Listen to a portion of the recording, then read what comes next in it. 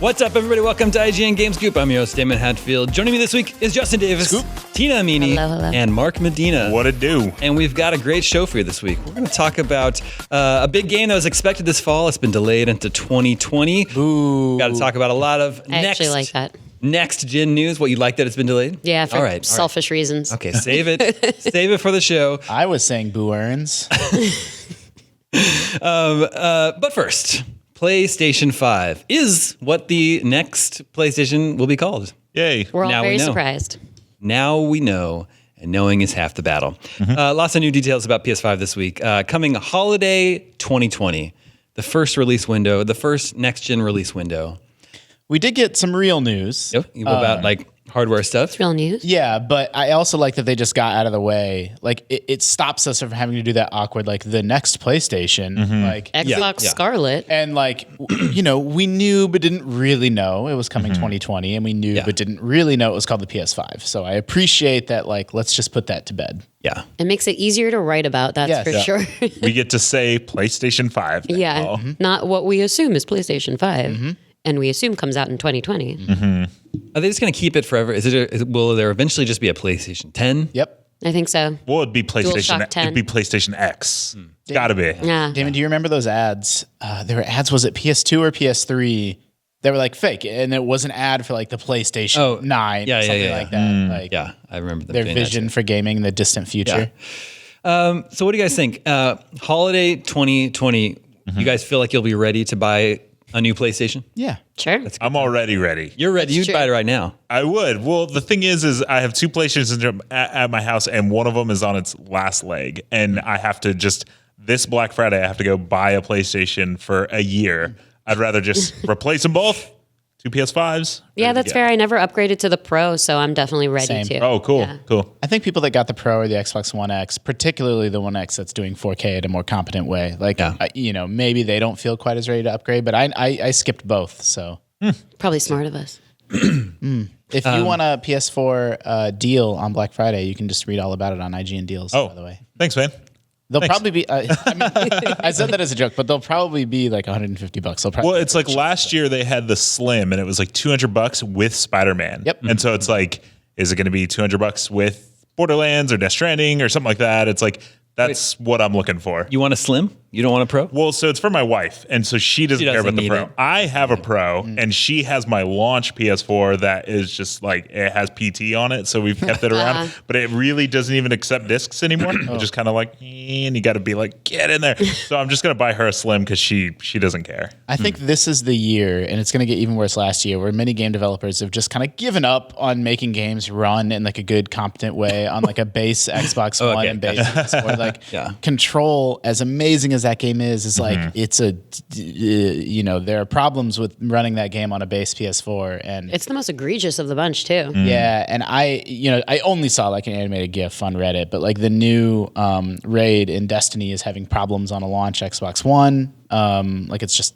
slow. I think that's what I'm ready for. I'm ready for developers to once again be able to make console games for one console. Like instead of being like, okay, here's Assassin's Creed Odyssey, and this somehow has to run on the launch Xbox. You know what I mean? Like now it's going to be like, this is an Xbox Scarlet game. This is a PlayStation 5 game. Yeah. I think that's what I'm ready. However short that window of time may be until There'll be the a little console bit, revision. There'll be a little bit of a crossover too, where they're still making them for PS4. But We got a bunch of hardware details on PlayStation 5 as well, but I also want to point out that the way Sony is rolling out information about the console continues to baffle me. Very strange, I think. Highly unusual. What part about it? Well, it was a PlayStation blog post. Like they're not having a big like showcase like they had for PlayStation 4, like a big event, Well, it's consistently been through Wired magazine, too. Also strange. it's like every time Also Mark Cerny's in the area, he's like, hey, by the way. It's almost like, what does Wired have on Sony? That's my theory. Like they must have dug up this, because this occasionally happens where, a reporter may dig up information and they say, hey, we're going to run this story. And then the publisher decides, all right, hold on, we'll play ball so that at least the story as it comes out won't be this fragmented thing. I mean, I think a lot of it is dev kits are getting in the hands of more and more third parties. So some of the details, like I speculate that's why we got controller details, is because controller prototypes are probably already in the hands of people that are not Sony employees anymore. So it's like even though they're under NDA and everybody's a professional, like once that stuff leaves your four walls, like those details were going to kind of start leaking anyway. Yeah. Maybe they left it at a bar around the corner from Wired's office. Would not be the first time. Deep cut. I mean, wouldn't that also be around the corner from our office then? I know. We don't go to the right bars. That's true. True. Also, but Sean Layden is leaving PlayStation or has left. Mm-hmm. Which one? I'm not sure. It announced that he was leaving. I don't know if it's I mean, in general, that announcement was also weird because they normally do something more formal like a blog post. But they just did this like innocuous tweet. Yeah. And so everyone was like, wait, that's not how they do things. Thank you for your service. So it's almost like going into the next generation of PlayStation, like they don't really have, they have Shuhei Yoshida, but aside from that, they don't have like a face of the brand. Yeah, it's like they can trot out to. Jack Tretton was there and ushered in the PS4 and then he left. Yeah, it's kind of strange. It's like happening the on this timing side. is like you would think like 12 months from now, once everything is baked, the console's done, the launch lineup's decided, like that would feel like a better time for maybe some executive departures. Yeah, feels a little early. Yeah, I think so too. Well, maybe intentionally. So like if you're not prepared to usher in the PS5, now would be the right time to leave so someone else can start of like pick that up and then decide to be the face and carry it out. Leave a little less confusion. Yeah. Mark, you want to do it? I'm down. I kind of want Mark Cerny to just run everything. He seems like this like the he's like this like tech, in the garage inventing things and stuff like that. I can just picture him being like the face, being at E3 and just being like, yeah. I like the eggheads. I guess. Yeah. All right, well, let's talk about some of these details then. It's getting the new controller, which they don't think they've called the DualShock 5 yet, although I would assume that's what it's going to be called, will include haptic feedback, which is fancy rumble. Yeah. Fancy rumble. Yeah, that's one of those like gimmicky things that could be like when the DualShock 4 came out and it had like the light reactions where like if you're getting shot it turns red. It's like one of those gimmicky cool things, but I never really pay attention to it. Well, that was in Xbox One's controller from launch, and like racing games used it. Yeah, and that's about it. Yeah, I mean everyone talks about the fancy rumble in the Switch controller. Yeah. And like I think it's completely overrated. Like it just feels like Rumble to me. Plus like one party game, one like a one two Switch. Exactly. 2 Switch uses it. Mario Odyssey used it a little bit. It could be a case of developers just not optimizing for it. Sure. Mm-hmm. But it's also, I guess my point is that since this already exists and has been underutilized, it's not the most exciting next gen feature. No, not quite. I think well, I know you're going to get to it, but the triggers sound more fun to me. Adaptive triggers. Yeah. So developers will be able to, through the coding of the game, will be able to change the tension that you feel on your triggers. That's interesting. So it should feel more like, aiming down sights will be fast and easy, but like pulling back a bowstring might have more resistance on your finger. That stuff seems a lot more intriguing to me personally. Yeah, that can be cool. It could be cool if you're doing. I just thought of it like if you're playing something like a Dark Souls, if you have like a smaller sword. Maybe not you, but if you have like a small sword or like a heavy sword, maybe it's heavier to swing, and so that sounds miserable. It's like tighter. I don't want it's supposed to be miserable. The sword's huge. Fair enough. So is Dark Souls is miserable. Then I wonder, like, should the player have control over that? Should they be able to turn that off if they want to? 1,000%. Yeah. Personal opinion. You can turn off HD Rumble on your Joy-Con. Yeah, but I also think people are like overstating. I think it's a cool feature and I'm excited about it, but you're never going to be like forcing the trigger. It's going to be like pretty minimal, right? So I don't know. People need to be doing finger exercises in preparation. In the name of accessibility, like, I love the Xbox. What's the name of their new the adaptive controller? The adaptive controller, like, should give people complete freedom to remap the controls how they want. But I don't know that there's a particular, accessibility concern around, adaptive triggers. Yeah. Quality of life improvements. The controller is supposed to have a higher capacity battery, which is very nice because, man, PS4 is bad. Yeah. My DualShock 4 will last hours, a matter of hours before it has to be charging. It's really bad. If that. Yeah, if that. I think ray tracing is the most exciting. And they said it's slightly heavier. Sorry, the last thing on the controller. But not as heavy as an Xbox controller with batteries inside. The PS4 controller is uncomfortably light. I want it to be a little bit heavier. A little bit more substantial. Also charges with USB-C, which is very exciting because I love, being able to flip. It doesn't matter what, you just plug it in and it goes. Great. Tina, what excites you about ray tracing? It's just going to make things look beautiful. And it's cool that, it's something, so, I don't know, it comes from a long history of developers trying to make games have the lighting look more realistic. So like we used to have rasterizing as kind of our go-to where it's measuring how light looks. And then we had like cute little advances from there where it's like shadows and reflections, but now you can do that in a far more realistic way. I think the way that it's been described is it's like a physics-based look on the image rather than a creative-based look at it. So it's going to be far more realistic. And when you look at something like Red Dead 2 and it's so beautiful with its lighting and it's God rays coming through the trees and whatnot. God rays. Wow. Yeah, but imagine what they can do to make that look even better.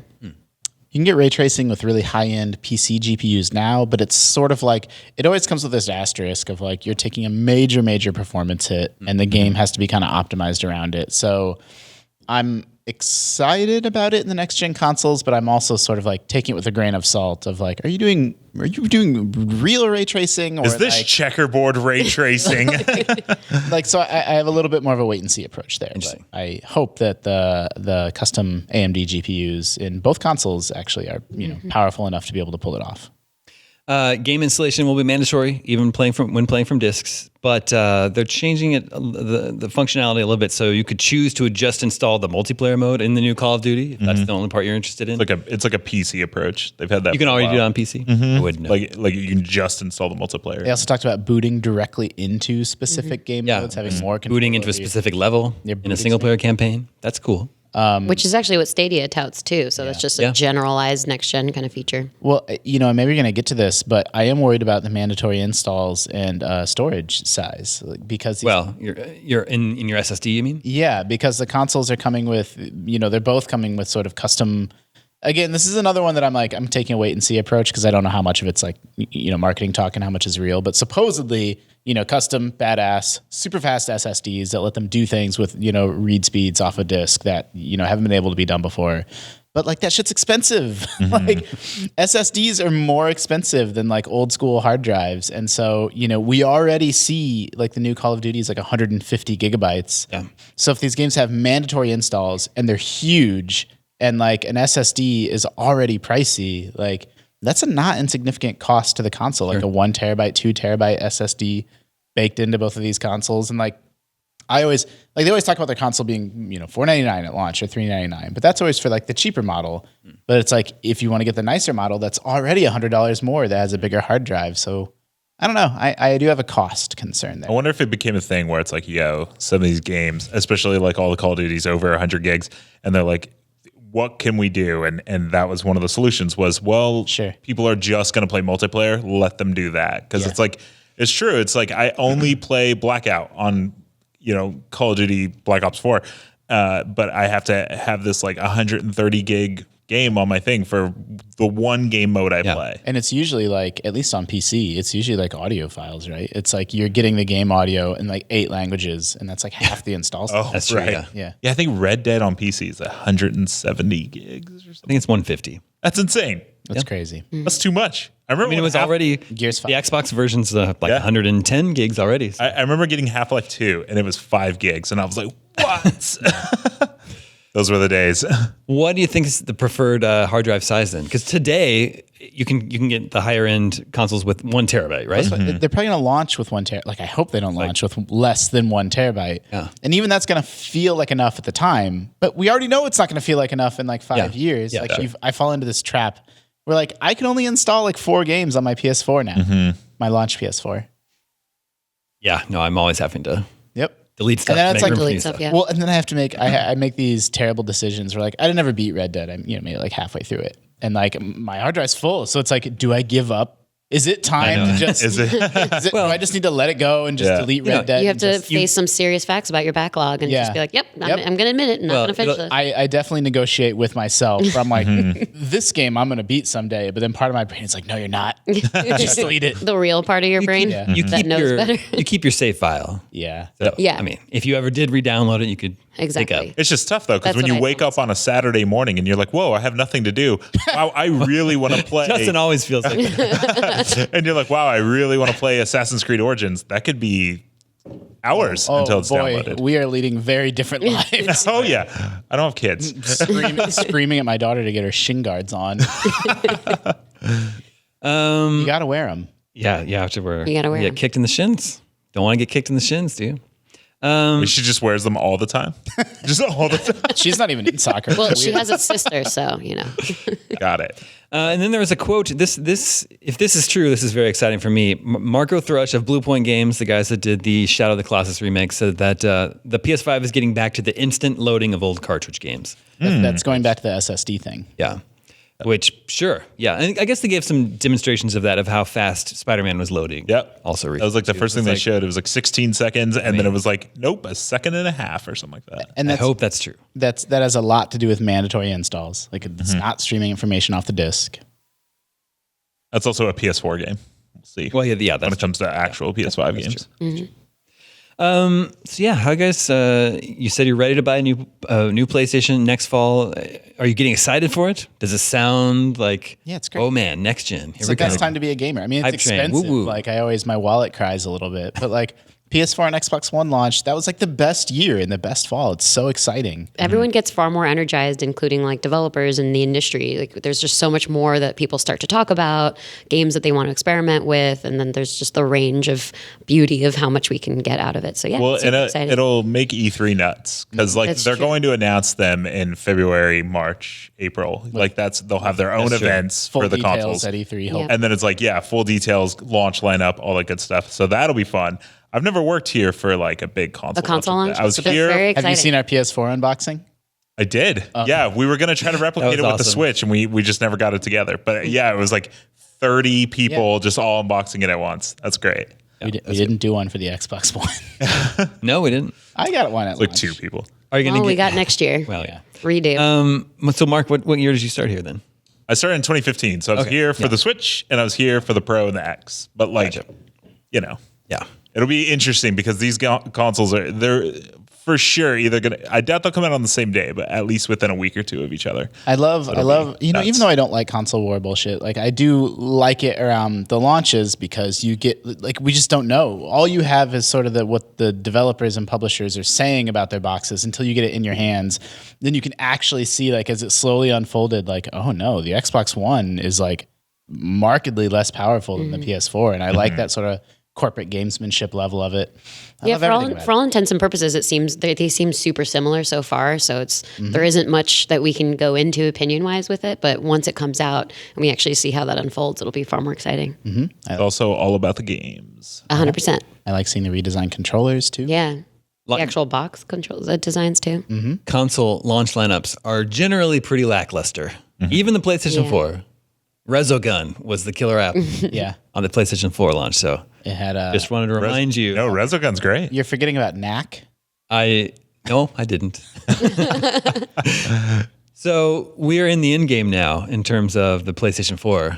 It has about a year left. Of course, there's some really big, super anticipated games coming for it. But now that we kind of have a window of time when it's going to be eclipsed by the PS5, when you look back at all the consoles that you've owned over your life, how do you feel about the PlayStation 4?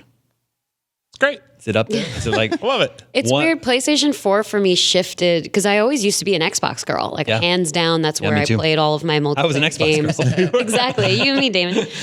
But like with the PS4, because there was this marginal difference in graphical fidelity, everyone just sort of hopped onto that mentality and switched over to the PS4. So all my friends are always on the PS4. Yeah. I think they were first to like the real name ID. And Xbox was $500 when it came out. Well, and it was, and some of that was overblown, right? Like the PS4 is more powerful, like full stop. But like I played plenty, like I played Witcher 3 on Xbox One and like Dragon Age Inquisition, and like those games were beautiful and great on that console. It was a minor difference between the two. Yeah, exactly. And then with Pro and Xbox One X, it was very on par with one another. But by that point, it didn't matter. Everyone had already migrated. Well, so yeah, it transitioned me, I guess. Let me put it this way. What do you think is your favorite console that you've ever owned?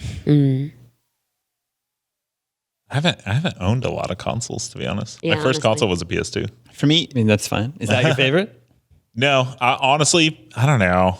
Probably PS4. But there's a soft, there's got to be a soft place in your heart for the first one that's like truly your own. Mine was also a PS2. Yeah, like PS2 getting, I didn't have a memory card for the first week. And so I got to this, like, I would just pause, like, Final Fantasy X and stuff like that. I would just pause it because I'm like, I have no way to save. I've had some very good times with my 3DS. It used to be, like, I used to be as attached to it as my phone. And I liked Friend Pass, and it was just such a big deal at PAXs for a while there. Obviously not so much anymore, so maybe the Switch, just because you can keep it around with you at all times. I think it's your little friend in your pocket. my heart says, N64, GameCube. Like that was what I grew up on as like a teenager. And when I first started, getting interested in this as a career path in college, like GameCube came out in 2001. So, I was in high school. But yeah, that's it. Actually, I don't even. So End of N64 story. GameCube. But like if I were to compare those lineups, like I probably wouldn't even say they have the best lineups. But like for me in my personal gaming history, that's where it's at. Yeah.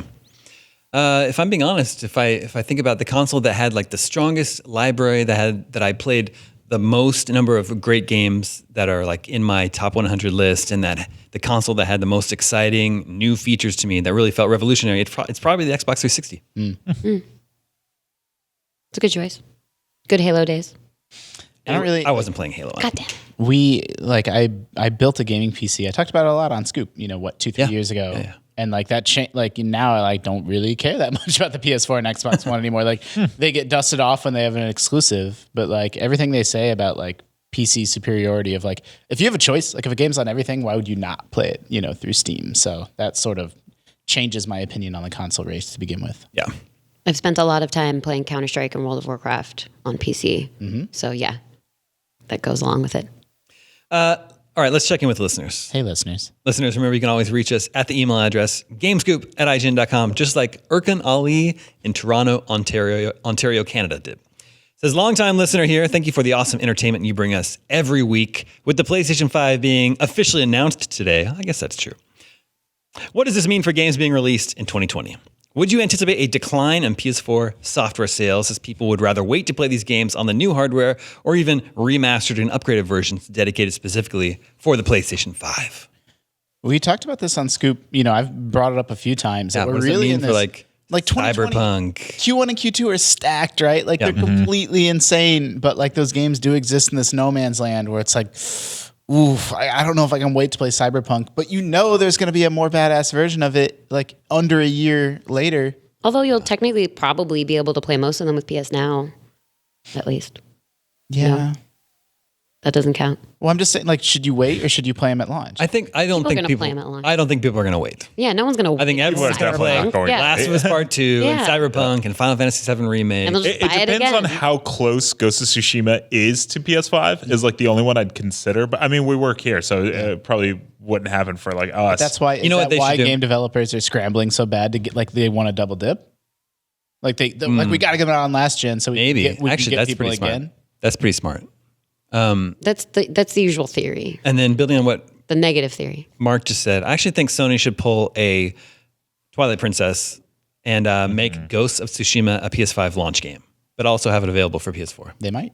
Yeah, they could. That's the like one big one that doesn't have a release date. But and I remember I was talking on Slack about it. I was like, I was never sure if Ghost of Tsushima was a PS5 game or a PS4 game. And then in the PS blog for the PS5 announcement, they said like there's anticipated games still for the PS4, and they included Ghost of Tsushima. So they definitely plan on hitting this console. Yeah. But if they're going to hit during the holidays, well, yeah, right. might as well do both. I think for the first party games, at least for Last of Us and Ghosts, they should offer people like an upgrade path. Like if you have the game on the PS4, maybe a cheaper way to upgrade to the digital PS5 version. I wouldn't expect that of like third party developers, but at least for the first party stuff, I think that would be a nice gesture. I think I'm just going to wait a year to play Death Stranding. I'm going to wait. I'll wait for the definitive. I was just going to ask. The PS5 is going to arrive about a year after Death Stranding, so. Yeah. There'll probably be some definitive edition that's probably there for the launch of PS5. Everything I already peed on. There's just mushrooms everywhere. You just can't even walk. No spoilers, but I read the ESRB description of some of the mature content in Death Stranding. There's some spoilers in there. I'm just putting that out there in case anybody's interested. I'm interested. I'm not going to say what it is right here, but. Lots of interest in PS5 this week. This is Tyler from Grand Rapids, Michigan. Says, greetings, Omega Cops. With the official release of the PS5 announced, and as I start guessing what the price point will be, I was wondering what your opinions are regarding purchasing consoles when they are released. I purchased the PS4 when it was released, but ended up upgrading to the PS4 Pro when that released shortly thereafter. Well, it was 3 years later. Do you think it's better to purchase a new console right away or wait and see what changes could be made, such as price, memory storage, etc.? It really depends on your take. Like this is just technology, gadgets, widespread kind of theory where people are like, I'll let people be the first year guinea pigs before I jump on something. But I mean, if you're more excited, like we all probably will be, and also professionally obligated towards. That's part of it. Get it immediately. We're in sort of a unique position where we kind of have to be on top of this stuff. I also want to be. I want to be part of the conversation at launch. But we've talked many times on GameScoop about how great it is to pick up a console towards the end of its life. Yeah. Oh, it's the best feeling because it's cheaper, and then you have this huge library of amazing games, and there's nothing wrong with waiting a little bit. If you didn't own a PS4 right now, oh my god! And you get one on Black Friday, like $150. Dude, you're playing God of War, you're playing Spider-Man, you're playing Horizon. Oh, it's so good. You don't need a PS4 to play God of War. Not anymore. Not anymore. But if you don't have a gaming PC, fine. Yeah, video games are my primary and only hobby in life. So like, financially, launch lineups are almost never good. Like you can wait a year and save $100 and the games will be cheaper and yada yada. But like I can't do it. I'll never be able to do it. It's been a long time since I've not had a console at launch. Yeah. Well, I find the money. I don't even have the money. I just conjure it. Yeah, I think the same could be said for like all tech. A lot of people are like, I'm not getting the iPhone 11. I'm going to wait for the iPhone 11s. And it's like, sure, like you could always do that. It's weird. It's happening with cars right now too. It's like I browse Tesla forums and people are like, well, I'm waiting for all of the features for the Tesla Model 3 to come out and be done, and then I'll buy one. And I'm like, that totally makes sense. And then I think about what Teslas were like 2 years ago, and you're like, I'm kind of glad I have one now because they kind of sucked back then. Yeah. It's always weird. But the serialized smartphone thing is almost like, there's a perspective there that it's very consumer unfriendly, right? Because it's like you're constantly obsoleting the old phones. But my perspective is that like it gives people that reliability of like, in 12 months there's going to be a newer, better iPhone. So it's like, I'm making the choice right now, like, do I buy this one or do I wait 12 more months? Like people, that reliability, I think, and upgrade cycles, people can bake into their budgets, and like game consoles, I think would benefit from that. Like if we get a half step again in another 2 or 3 years and that just becomes the thing, then it helps inform people's purchasing decision around launch. Yeah, that's true. I want to get back to something Mark said. You said your PS2 is your first console. Yeah. But you haven't owned very many consoles. I have not. So let's go through them. Did you have an OG Xbox? No, I could just tell you them all right now. So I had a PS2. I had an Xbox 360, and then PS3. At the very end of the life cycle, I bought it just for Last of Us because I was like, good choice. Get that. I just waited for PS4. What's that? Could have just waited for PS4. I didn't. Yeah, I didn't know. Should have known. And then a PS4, and now I have an Xbox One as well. What did you do before the PS2? Well, let's see. I got the PS2 when did PS2 come out? 2000. So I was 12.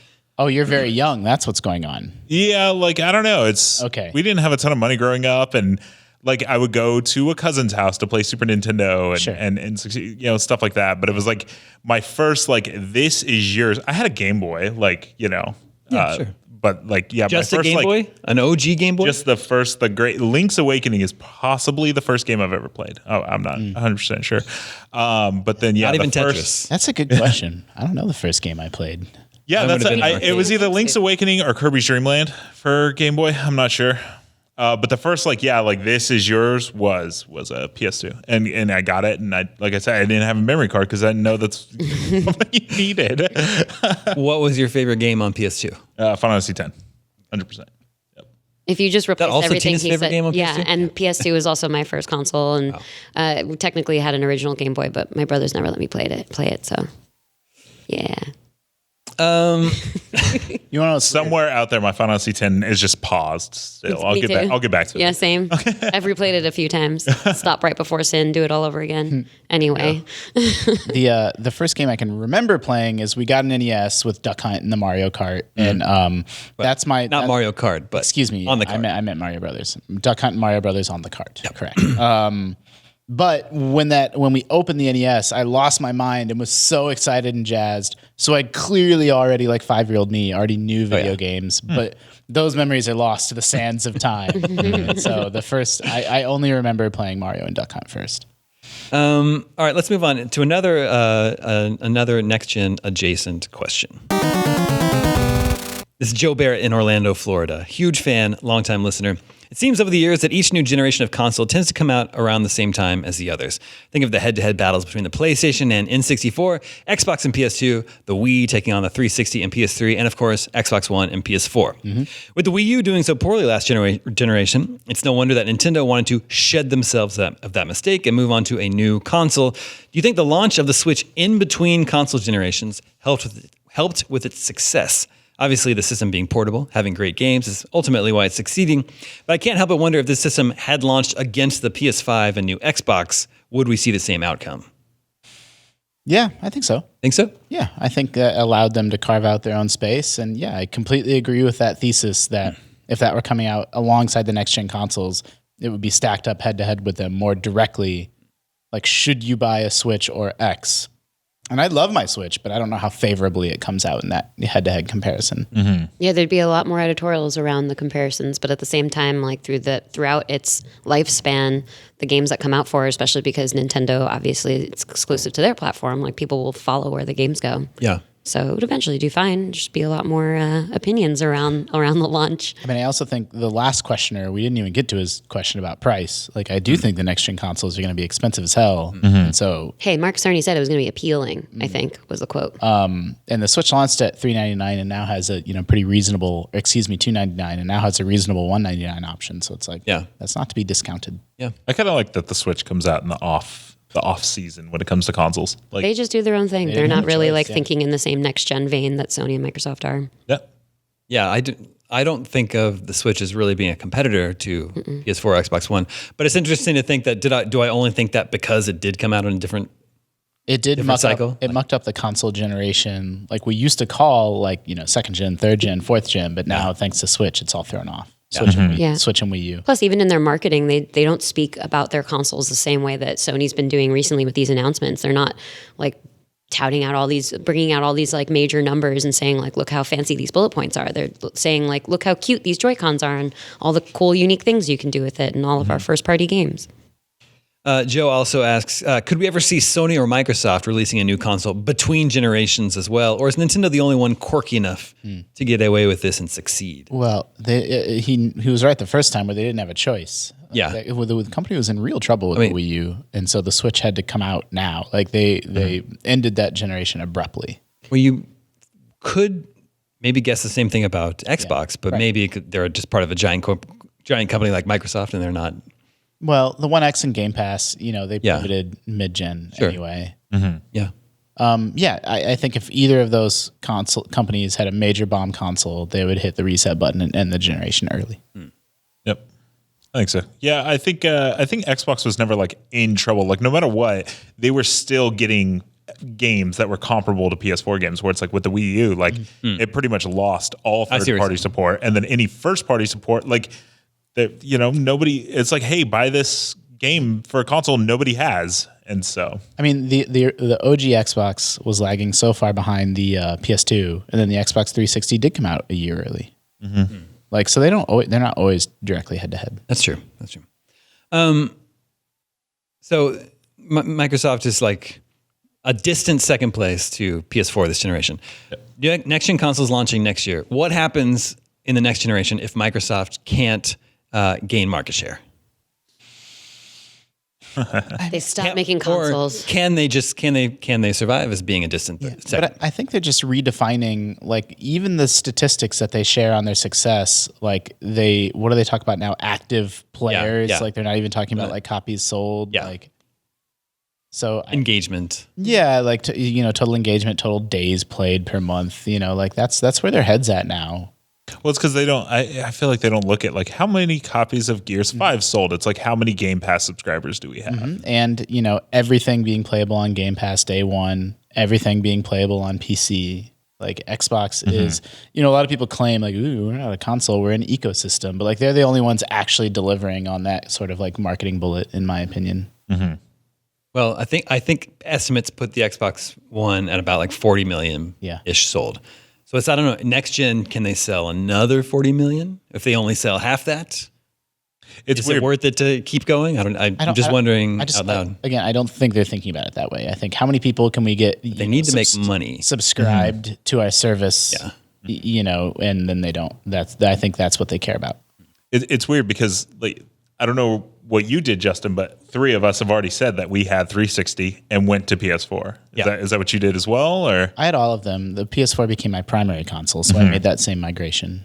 I feel like that's not going to happen again. I feel like times are different now. Even if the Xbox was a smidge better than the PlayStation 5, most of us are people who are ingrained in PS4's ecosystem are going to just get a PS5. Like it's no question in my mind. I don't care what the specs are. I'm getting a PlayStation 5. I don't agree with that at all. You don't think so? No. You think people? I think console launch in that transition period is hugely dangerous and a super spooky time for all those console manufacturers. Like they completely reinvent, like new name, new design, new OS. It's completely foreign and different, and it's absolutely a chance for one company to take a big bite out of another if one of them stumbles. Yeah, I mean, the biggest news that we don't have between the two are like, what are their launch lineups, which may be weak, but then what are their exclusives? So it's going to be completely dependent on what games come out. So where do people want to play their system is where the most exclusive games that they're interested in are going to be. I want to are you both on the fence? Like, are you both like,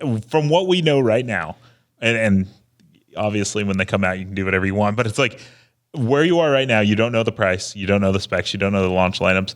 Are you on the fence, or do you just assume you're going to get a PlayStation 5? I think if I weren't working in the industry that we're working in, and I had limited funds, I would be selective and wait to see what are the exclusives going to be. So what do I actually want to spend my money on? And I'd probably wait for not even necessarily the launch of the console. I'd wait for the launch of the game that I was most interested in. Like say Cyberpunk 2077 was an exclusive and that's the one I wanted to play. I'd wait to see which one is going to be announced for and then buy it same date that Cyberpunk comes out. Not that it is an exclusive. Yeah. I think they don't have that same grasp, that ecosystem hold on like Apple would need to screw up so badly for me to leave, the App Store ecosystem and just what I've built up there in my life over the last decade. But that's not the same in games. Like it's easier to jump ship from like everyone's like, oh, I have my achievements and my gamer tag and I want to leave that behind. But then everyone's like, well, okay, maybe I don't mind leaving that behind. I kind of feel like I'm on that first part though, where I think it's like 13 platinum trophies. I pay for PlayStation Plus that I've already got until like 2021 or something like that. It's like the PS5 would have to be terrible for me to just be like, I'm an Xbox gamer now. Like I've never missed a PlayStation Plus free games. Yeah. So I own like 400 games that I'm going to be able to play on PlayStation 5 because it's backwards compatible. I'm not, it would have to be a total disaster for me to switch over. And I agree with Mark. I think I'm in the same boat. If just knowing what we know today of the next gen consoles, I'm assuming that I'm just going to continue on into PlayStation 5. Because you don't play Halo. Yeah.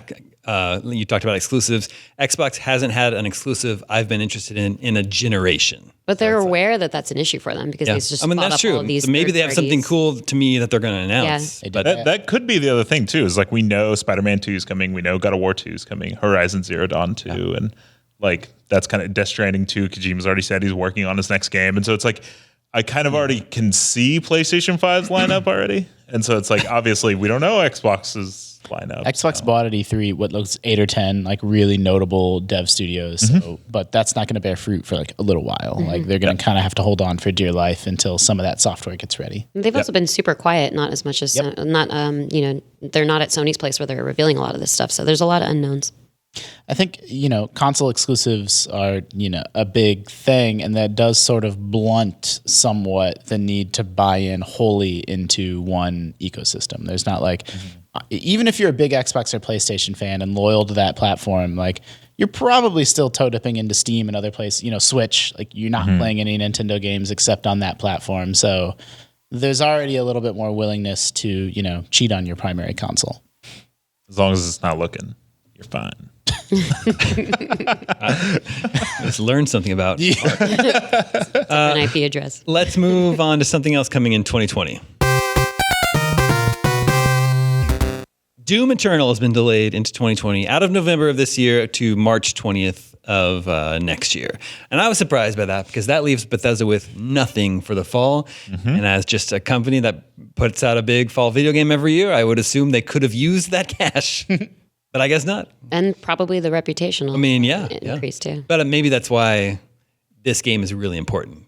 It's been a year of nothing but bad news for Bethesda, and they must realize they need Doom Eternal to be a hit. I mean, what's going on at id though, right? Like that game, by all accounts, like showed really well at E3, seemed to be trucking along fine, but now like not only was it delayed, but the Switch version is even further delayed, and some mode that was going to be in at launch is now post-launch. It's going to be included after the already delayed launch. So it's like even a big chunk of that game is past March even. So, not that like I hope it comes out, hope it's great, but it's like it's definitely unusual in 2019. Like, when we were growing up, I feel like games like, well, this game's not coming out for another year later than we said it was going to be. Ocarina of Time was delayed like 2, but that doesn't seem to happen as much anymore. Yeah. Well, I don't know.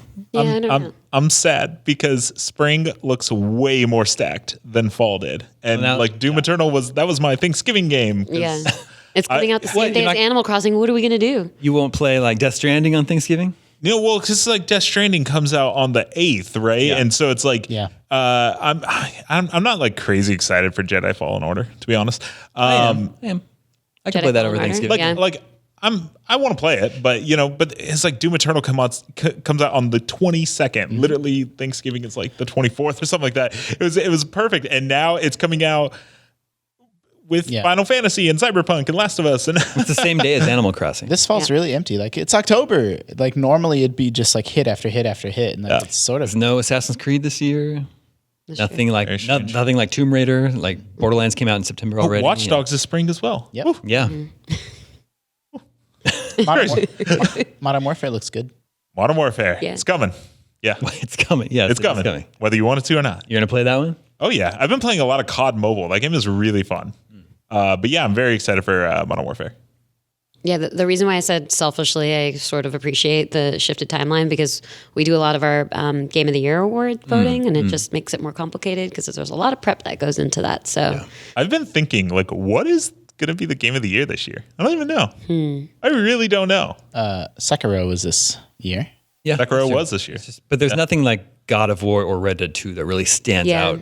Like, unless Death Stranding is incredible. I mean, right. Like, we really don't know. A lot of people have their personal Game of the Years, like Goose Game's been thrown around, Mario or Maker Outer 2. Wilds, Mario Maker 2. I think Borderlands 3 This game's not going to be Game of the Year. It's some people's personal Game of the Year. Okay, sure. Outer Wilds is pretty impressive, though. Yes, I forgot about Outer Wilds. Yeah, that's a problem. That is a problem. Yeah, because I frequently do too. I'm like, oh yeah, that was this year. It's the same day as Call of Duty. But that's not Outer Worlds, right? No. You're conflating. Oh, yes. Yeah. I actually didn't like Outer Wilds that much. What? Why? That's what everyone says when I say that. I don't know. It just felt, I was kind of bored. I played for like 3 hours and I was like, this is kind of boring. Stop playing. Sorry, guys. You went to the wrong planets. Alrighty. I went to where I was supposed to go. There's no such thing. Yeah. Talking about. They told the guy on the played moon it told me wrong. to go to a place. And I went there and I was Several like, people I'm are done with- typing. That's not 3 hours. That's 15 minutes, No, I man. Then the played world it. How much did you blows play? How much did you play No Man's Sky? Oh, And you didn't No think Man's that was Sky. boring? No Hold Man's on. Sky. Now that's a good video. You're game. allowed to like or not like whatever you want, right? Sure, So please understand that I'm not giving you a hard time Yeah. for that. But also when you you're say wrong. you played that game for 3 hours and you went where you were supposed to go, you go somewhere and then the world blows up. You die. And then you die. Yeah. Wow, And then spoilers. you go wherever you want. Yeah. I don't know. It was just kind of boring. Okay. But No Man's Sky. You're No Man's voted Sky. off the island. No Man's Sky. Now that's a good game. That's a good game. I don't know. I think I love it. I love it. I think I would like to play Outer Wilds. I wish it would come to PS4. It is coming to PS4. They announced it. Oh, Coming, is that but a when? joke? Like, They announced October it this 15th. week. oh, I did. I thought you were making a joke. I didn't see Yeah, that. I thought it was a joke too. I, mean, is also there a thought date? it was a Yeah. yeah, it's next week, I think. It was October 15th. Well, that's great. It was announced the same day as the totally Doom Eternal stuff. It was a busy news day. It's been a busy news week. It's also Has coming been. out the same day as Switcher 3. So everyone's going to be playing the Switcher. Probably not going to play that on Switch. But I will play Outer Wilds on PS4. You know what else I've been playing on PS4 that just came to, or is coming to PS4 very soon is Frostpunk. I have it. I have Yep. it in my Steam library. I never played it. It's cool. Real-time strategy game where it's post-apocalyptic future. The world is frozen over and you're like trying to build up the last city and keep your people warm. And you have to like build shelter for them and harvest resources. So it's cool, very cool game. And they pulled off the controls really well on the DualShock 4 controller. Very pretty game. The game is kind of a bummer though. So I don't know how much I played a few hours last weekend, but it's just like, there's like no hope for your people. Eventually everyone's probably going to freeze and die. So I don't know. It's kind of like, well, I don't know. Super motivating. I know. I don't know how much time I'm really going to spend playing this, but it's a cool game though. Interesting game. Damon's like, I feel like being bummed out. Yeah, exactly. Frostpunk. Anyone else playing anything cool before we jump into 20 questions? Oh, I played Concrete Genie. Oh yeah. I beat it in almost one sitting. It's very short. I am like a trophy or two away from the platinum, which took 8 hours. Like, it's very short, but it's super fun. It's really, really cool. Is it a spray painting game? What is that game? Yeah, it's like a puzzle game. You're just figuring out puzzles, but there's only like a few major areas, and it's like, you're painting, and it's like create a genie, and you get to create it however you want, and then it comes to life and it is animated. It doesn't matter like what you did to it. The game will kind of figure out how to animate it, and it's just fun. Really, really cool. It's just fun. IGN.com. I finished Link's Awakening. Oh, good. I'm still playing that. I feel really good about it. Yeah. I don't finish a lot of games. But not the end. Everyone's going to hate me for that. You don't feel good about the end, do you? I mean, depends on how you interpret it, I guess. Okay. No spoilers. Yeah. So you like the game? I liked it a lot. Yeah, it was a very good, come home from work and kind of unwind and play that and pick it up and drop it whenever. And where would you rank that in your personal list of Zelda games? I haven't played enough to do a proper ranking, so I wouldn't do that. I'm the same way. You refuse to answer the question. I refuse to answer the question. All right, that's fair. I abstain. Justin, what's the latest Apple Arcade hotness? Well, I finished Cat Quest 2 last night. There you go. It's mid-table in my Apple Arcade game rankings. Okay. But I'm playing through Shinseki right now, which is the Capcom Metroidvania. I just started playing Grindstone. That game is fun. Grindstone is awesome. But how are you using a controller? Yeah. Okay, so I got that up and working. I paired a controller to my iPad, which is takes 2 seconds. It's crazy easy because I'm only doing it that way because I have the old Apple TV that won't let you play games through an Apple TV. Otherwise, I'd be playing it on Apple TV. It's great, man. Like people are. Shinseki's great. Yeah, people are sleeping on that game. I think it's really good. This is the first I'd heard of it, but I will definitely check it out. You play a little underwater man, but the ocean is very foreign and sort of terrifying, and even the outfit he's wearing. He feels like a little bit more like you're in outer space. Like it's this very hostile world in which you're trying to survive and all the animals are trying to kill you. No wonder you like Outer Wilds. Yeah. And then you eventually get a submarine and feel very powerful. It's got this nice sort of loop of like you cruise around in your sub, but then have to get out and go explore these areas where it doesn't fit.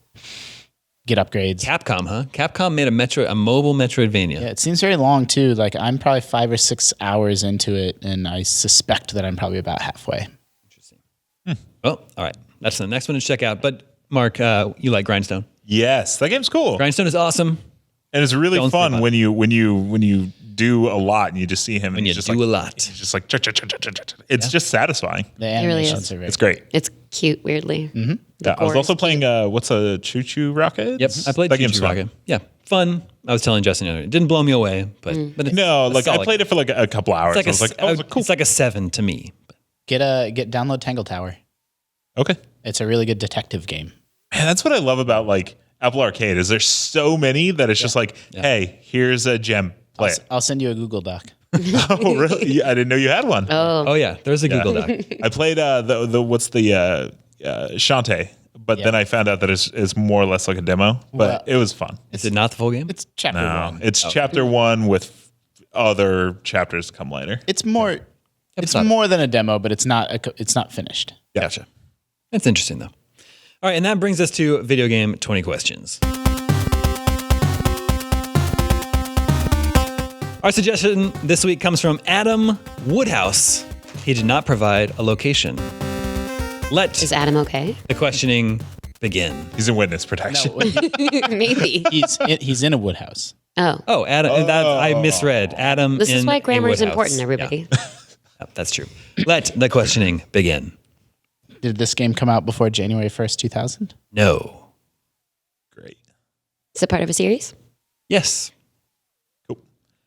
Is it exclusive to one platform? No. Is this game on current gen consoles? In any form? Yes. Yes. Ooh. That means it's got to be like a remaster or a reboot or something. I don't know. Not reboot. Or could be something that is just like Xbox Arcade. I'm going to go out of turn. Is this game a remaster or a reboot?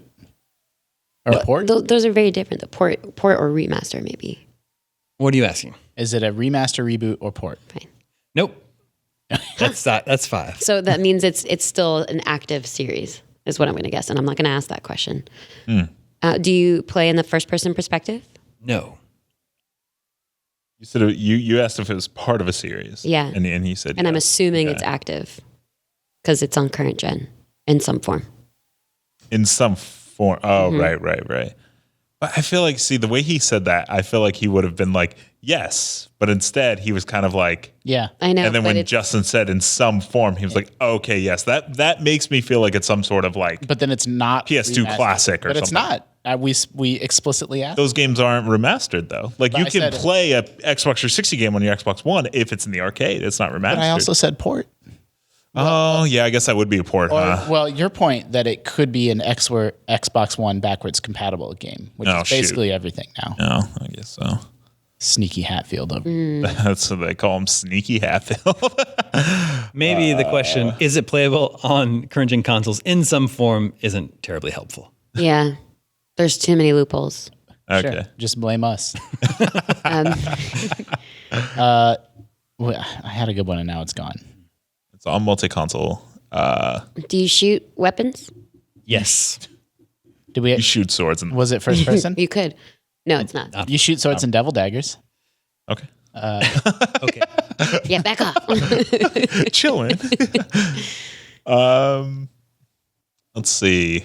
I wonder if there's any other games where you shoot swords. Zelda 1. That's true. When it's charged up. Does this game take place on Earth? No. Emphatic no. Super no. So it's Super some no. sci-fi game. Well, or fantasy. But you shoot guns. Are there Or you don't RPG? shoot guns. I'm blacking out anytime. You shoot something. Oh, God. You shoot. You shoot Wait, weapons. did you say you don't shoot? No, you do shoot. Oh, you do shoot. Yeah, you do shoot. Got it. Wait, did you ask first person and he said no? And he said no. The third person. We need like a stenographer Yeah, I know. in here. Yeah. It feels particularly bad this week. Yeah. Are there RPG elements? Not really. No, you wouldn't think of it that way. Okay. So there's something that you can upgrade, like maybe buffs or something. So it's not a Ubisoft game. Yeah.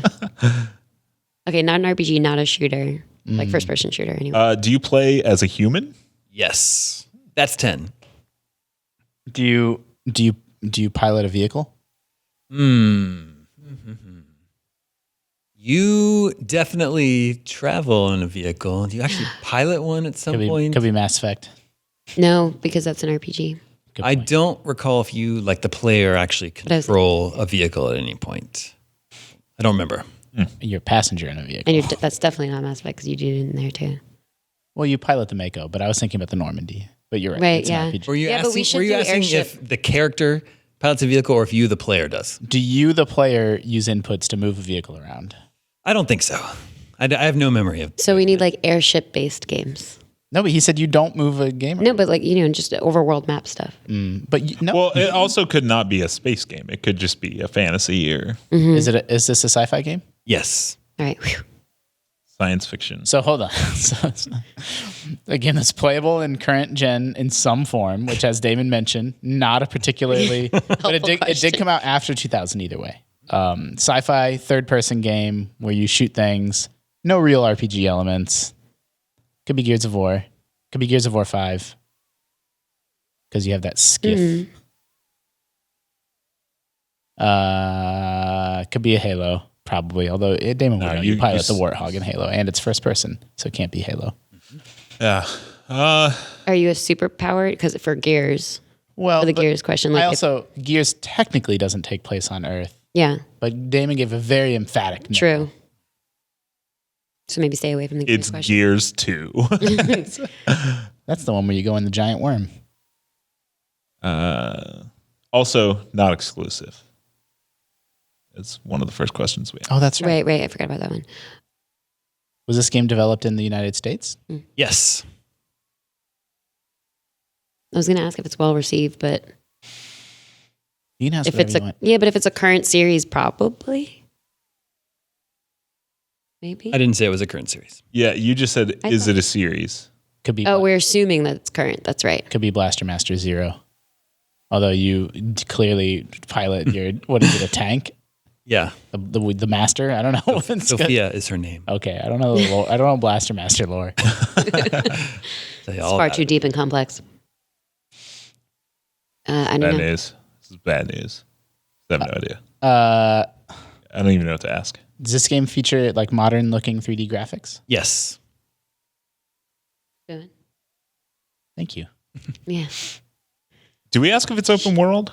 No. No, but wouldn't that indicate more RPG elements? What are third person shooty sci-fi games? Let's see. There is the what's the one? Wow. There's one. Yeah. What's the one? Man. What's the space ones? It's developed in the United States, which is a pretty good clue too. Yeah. Could be Dead Space. That's what I was thinking of. Is that first person? Isn't it first person? No. Am I thought it was third misremembering? person. You see his back. Fair enough. And series, but not on current gen. And that's not on Earth. Dead Space 3 was. Oh, was it? And they may be backwards compatible. I don't even know. Mm. No. Is this series still active? No. It's probably Dead Space. Could be. That's the boss fight music. So it was active in recent-ish memory, but is no longer active. Yep. What do you? Yep. Yeah, I'm trying to figure out how we can narrow this down to Dead Space. Are there horror elements to it? Yes. Ooh. Does It's Dead Space. It's Dead Space. does the studio one? is the studio still around? No. It's got to be Dead Space. Does it have But which one? does it have co-op? No. Then it's not 3. I was gonna say 3 did. 3 had co-op, so it's not 3. Is it the You is it the first game in a series? Yes. Is it Dead Space? Yes. Oh yeah. We That's got it. On the 20th question. Well, yeah, but we knew. Well, yeah, you were just narrowing it down. Yeah. I'm pretty sure Dead Space is backwards compatible on Xbox. Yeah. So that's what you meant I would by, assume like, it's playable somewhere. Yeah. Yeah. On a It's current- probably in like PlayStation Now or something too. I don't know. I don't really know. Man, Dead Space 2 is the best though. Going I back like to both the- 1 and 2 a lot. I probably prefer Yeah. 1. I've never even played any of the Dead Space games. I do not man. know how they popped into my They're brain. really good and terrifying. What? I said, what's the space game? You knew where I was going. You just said, I was thinking- I said, what's the space game? And then you said Dead Space. The I thought you were building off of what I said. Oh yeah, because that was so very helpful. I thought you were maybe thinking about Lost Planet or something, but I didn't want to go there. Where'd you come up with Dead Space? It wasn't from me. Third person shooter. No? Would it be from you? Because I said, what's the third person space game? It's fine. Don't worry about it. Space game. Space game. You are And then- describing dozens. We're going to of go back and watch on the games. tape where I said, what's that third person space game? And then Justin, a second later, said, it could be Dead Space. And he's going to say that wasn't from me. Okay. Okay, that's fine. I think we all earned this one. No, it's fine. I think the core of the misunderstanding here is when you say space game, you're thinking about a game that has space in the title. Space Invaders. Yeah, that's what I was thinking of. But where it was, when I say third person space game, I'm thinking about space as a setting and a location. No, yeah, like I was thinking, like I knew space was in the title, but like I honestly have never played them, so I couldn't think of like. So I would just like to share a Dead Space 2 anecdote. Yeah, please. Because I love Dead Space 1 and then Dead Space 2 is amazing and gorgeous and just built off of that.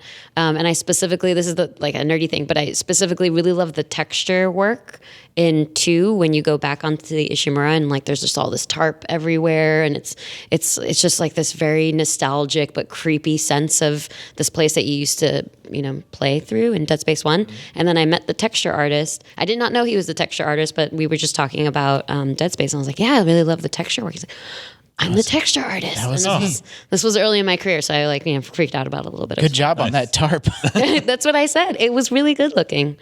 Go back and look at it. I spent a lot of time looking at it. That's got to be a very good feel. Like every once in a while you see, like actually this just happened to me. I was talking about how much I liked the voice acting in Tangle Tower and one of the voice actresses was like, oh. Yeah, it's nice to be appreciated. I love Dead Space 1 and 2. I didn't even bother playing 3. You did the right thing. Yeah. I reviewed Dead Space 3 for Kotaku when I was back there, and I convinced the editor-in-chief to let me review the co-op mode separately because at least the co-op mode was somewhat useful. What's the studio? Visceral. Yeah. I was at a Call of Duty World War II event with Michael Condrey when that studio got shut down, and he was like, "This is very weird." Well, I think here's my new game. I think on the first one they were known as EA Redwood Shores. Yeah. It's a total bummer that series is just gone now. Yeah. I'd love to have been playing multiple variations. I wish it had a life like Resident Evil did.